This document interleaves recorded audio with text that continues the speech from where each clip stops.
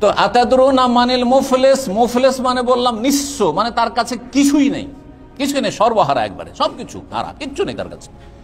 ফুলুস মানে পয়সা, আর মুফলিস মানে যার কাছে কিছুই নেই, পয়সাই নেই। কোত্থেকে হইল? এখানে আরবি একটা গ্রামার আছে, সার্ফের গ্রামার আছে, সেটা হচ্ছে সালবে মাখাজ। আমরা ছোটকালে যখন গ্রামার পড়ি, সালবে মাখাজ মানে আসল অর্থের একবারে বিপরীত অর্থে নিয়ে চলে যাবে। তো মুফলিস যখন বললেন তখন মাফি ফুলুস হয়ে গেল, মানে ফুলুস নেই ওর কাছে, একটা পয়সাও নেই, একটা কড়িও নেই। আগের যুগে কড়ির হিসাব হইতো, জি। তো একটা পয়সা নেই তার কাছে। আতাদরুনা মানিল মুফলিস, তোমরা কি চেনো যে কে তোমাদের মধ্যে সবচেয়ে বেশি সর্বহারা, একবার নিঃস্ব?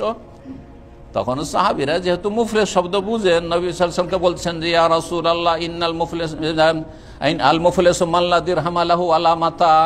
মুফলিস সর্বহারা নিঃস্ব ওই ব্যক্তি যার না একটা দিরহাম টাকা আছে, না ওয়ালা মাতা, না কোনো মাল সামান আছে, বাড়িতে কোনো মাল সামানও নাই, আসবাবপত্রও নেই, আর কোনো টাকা পয়সা নেই। তখন রাসূলুল্লাহ সাল্লাল্লাহু আলাইহি ওয়াসাল্লাম বললেন, আরে এটা তো দুনিয়াতে বলা হয়, তোমরা আসলটা জানো না। হাসরের মাঠে মুফলিসকে, হাসরের মাঠে কে সর্বহারা নিঃস্ব একবারে কে? শোনো, ইন্নাল মুফলিসা মিন উম্মতি মান ইয়াতি ইয়াউমাল কিয়ামাতি বিসসালাতিন ওয়া সিয়ামিন ওয়া যাকাতিন ওয়া ইয়াতি কাদ শাতামা হাযা ওয়া আকালা মাল হাযা ওয়া সাফাকা দামা হাযা ওয়া যারাবা হাযা ওয়া কাযাফা হাযা ফায়ুতা হাযা মিন হাসানাতি ওয়া হাযা মিন হাসানাতি ফাইন ফানিয়াত হাসানাতু ক্বাবলা আন ইউখযা আলাইহি উখিযা মিন খাতায়াহুম সুম্মা তুরিহাত আলাইহি সুম্মা তুরিহা ফিন্নার। সহিহ মুসলিমের হাদিস, রাসূলুল্লাহ সাল্লাল্লাহু আলাইহি ওয়াসাল্লাম। আমার উম্মতের সর্বহারা নিঃস্ব ওই সব লোকেরা মাইয়াতি ইয়াউমাল কিয়ামাত বিসসালাতিন, কিয়ামতের মাঠে, হাসরের মাঠে আসবে বেনামাজি হয়ে নয়, অনেক নামাজ নিয়ে এসছে। বিসসালাতিন, সালাত, নামাজ নিয়ে এসছে, নামাজে কোনো ঘাটতি নেই, তাহাজ্জুদ গুজার, সহিহ আকীদা, মাশাআল্লাহ। ওয়া সিয়ামিন, রোজাতে কোনো ঘাটতি নেই।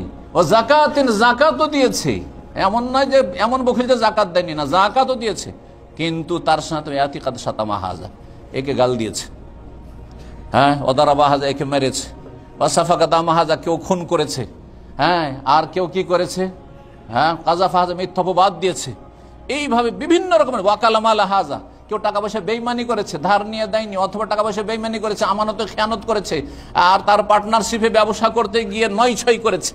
আজকাল বড় বড় দাড়িওয়ালার সাথে পার্টনারশিপ ব্যবসা করেন, আর তারপরে শেষ রেজাল্টটা দেখে না যে কি তামাশা করে।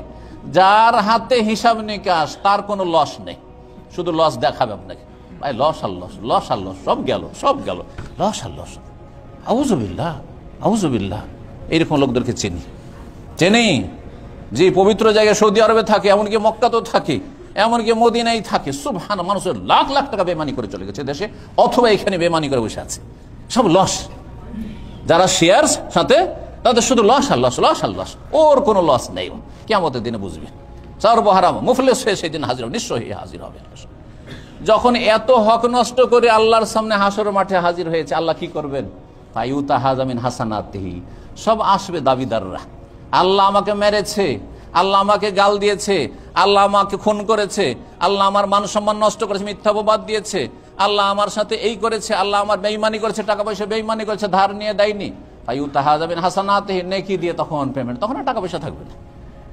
একে নেকি দেওয়া হলো, ওকে নেকি দেওয়া হলো, নেকি দিয়ে দিলে যা, এরা জাহান্নামে যাচ্ছিল, কিন্তু কিছু নেকি কমে যাওয়ার কারণে ওই নেকিটা পেয়ে গেল, যে দুনিয়াতে ধার কর্জা দিয়েছিল বা যে জুলমের শিকার হয়েছিল, এখানে যে নেকিটা পরের পেয়ে গেল, ওতে জান্নাত চলে গেল। ওরা যারা জাহান্নামের আসামি কিছুদিনের ছিল, একবারে চিরস্থায়ী জাহান্নামে মাপ পাবে না, যারা কাফের মুশরিক হয়ে মরেছে, কিন্তু মুসলিম ফাসেক ছিল, পাপী ছিল, কিছুদিনের সাজা শাস্তি হয়তো বেঁচে গেল, দুনিয়াতে জুলমের শিকার হওয়ার কারণে ওইখানে পরের নেকি পেয়ে জান্নাত পেয়ে গেল সেখানে। তারপরে নেকি দিতে দিতে দিতে নেকির ব্যালেন্স শেষ হয়ে গেল। শেষখানে আর কিছু লোকেরা আসছে, আসার বলছে, আল্লাহ এ তো আমার হক নষ্ট করেছে, এই তো আমার জুলুম করেছে, টাকা পয়সা বেইমানি করেছে, যার যে অভিযোগ তার বিরুদ্ধে বলবে। আল্লাহ বলবে যে নেকি দেখো, বলছে ফেরেশতা বলছে নেকি তো নেই, আর নেকি সব শেষ হয়ে গেছে, শেষ, তাহলে কি করা হবে? তখন ওই লোকগুলিকে জিজ্ঞাসা করা হবে যারা অভিযোগ করতে এসেছে, কেস নিয়ে এসেছে, যে তোমাদের গুনাহ আছে। বলছে আল্লাহ আমাদের গুনাহ আছে, গুনার কারণে জাহান্নামে যেতে হচ্ছে আমাদেরকে। বলছে আচ্ছা তোমাদের গুনাহগুলি এর উপরে চাপিয়ে দাও, এর আমলনামাতে চাপিয়ে দাও, তোমার তো রেহাত আলাইহি, গুনাহগুলি চাপিয়ে দাও, ফাতুরিহা ফিন্নার। এত নেকি, নামাজ, রোজা, হজ, যাকাত, এত কিছু নিয়ে যাওয়ার পরে সুম্মা তুরিহা ফিন্নার, জাহান্নামে ফেলে দেওয়া হবে এই ব্যক্তিকে। কোনো কাজে আসবে না সহিহ আকীদা, কোনো কাজে আসবে না 5 ওয়াক্ত নামাজ, কোনো কাজে আসবে না এই দাড়ি আর মুসল্লি আর তাহাজ্জুদ আর তারাবি আর রমজানের রোজা, এসব কোনো কাজে আসবে না যদি আপনার মানুষের হক ঠিক না রাখতে পারেন। সুতরাং আল্লাহর হকের সাথে সাথে মানুষের হকের ক্ষেত্রে সজাগ হবেন। আল্লাহ যেন তৌফিক দান করেন। চেষ্টা করবেন কারো কাছে ধার কর্জা নেব না, আল্লাহর ভরসা। আল্লাহ তুমি আমাকে শক্তি দাও, আমার বাড়ি করতে হবে, আল্লাহ শক্তি দাও, একটু একটু করে উঠাও। আমাদের সে গরিবেরা কিন্তু ইট উঠিয়ে বাড়ি করছে আজকাল। গরিবেরাও কি করছে, এই বছর উঠালো 2 হাত 3 হাত উঠালো, বা ওয়ালটা উঠিয়ে রেখে দিল, আর তারপরে টিন কিনলো, এইভাবে তারপরে তখন চেষ্টা করলো চল একটা ঘরকে আচ্ছা ঢালাই করি, ছাদ করি, আর এইভাবে করে। আর না আগে থেকে স্বপ্ন আছে একটা রুম তৈরি করার পয়সা, আর তার বিশাল আপনি কয়তলা ফাউন্ডেশন দিয়ে বসেছেন, আর ভাবছে এদিক থেকে ওই দিক থেকে ওই দিক থেকে টানি ধার কর্জা এই সেই করে আর বাড়ি ঘর করে এমন আপনি টেনশন আর দুশ্চিন্তায় পড়ে গেছেন আর সামলাইতে পারছেন না। হতে পারে এই অবস্থায় মরে গেলেন, কি অবস্থাটা হবে আপনার? কেন এত বড় বড় কেন স্বপ্ন? আল্লাহ বুঝার তৌফিক দান করেন, সংশোধনের তৌফিক দান করেন, অল্পতে আল্লাহ পরিতুষ্টি যেন দান করেন, রোজিতে আল্লাহ বরকত দান করেন, দুনিয়া যেন আমাদের 2 নম্বরে রাখার তৌফিক দেন, 1 নম্বরে যেন না হয়ে যায়।